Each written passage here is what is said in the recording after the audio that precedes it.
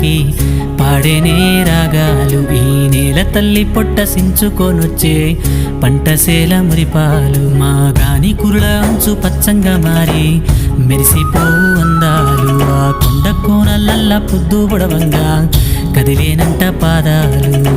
ఉన్న ఊరిని కన్నవారిని ఇడిసిపెట్టాడన్నా, కంటి పాపకను రెప్పవాలకుండా కాపుగాస్తాడన్నా. ఏ దిక్కుల్లోనూ ఉన్న గుండెల్లో దాగున్న మమకారమంతా మట్టిపైనే.